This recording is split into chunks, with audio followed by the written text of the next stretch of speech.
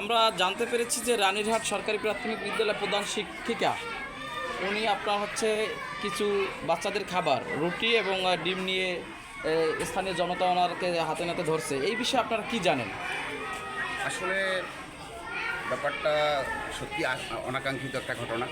আমরা এই ধরনের ঘটনা আসলে কারোরই কাম্য নয়, কিন্তু প্রধান শিক্ষিকা রেশমা আক্তার উনি আসলে খুব ন্যায়পরায়ণ কঠোর হেডমিস্ট্রেস, কিন্তু উনি এই ধরনের কাজ আসলে পরিকল্পনার শিকার হয়েছে, একটা ঘৃণিত ন্যাক্কারজনক ঘটনার শিকার হয়েছে।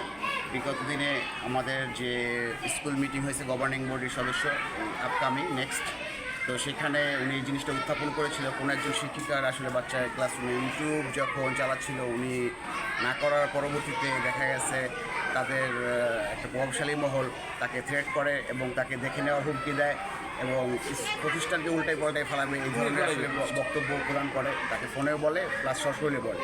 আমি মনে করি আমরা যেহেতু এই ধরনের ঘটনা ম্যাডাম এর আগে ক্লাসরুমে গার্জেনের সামনে যেহেতু উপস্থাপন করেছে, আমি মনে করি এই ঘটনাটা আসলে ওই ঘটনারই আসলে শিকার বলে আমি মনে করি। আসলে অনেক আমার নাম মাহফুজুল আলম পলাশ, আমি সাবেক অভিভাবক সদস্য 10 নং রানীহাট সরকারি প্রাথমিক বিদ্যালয়।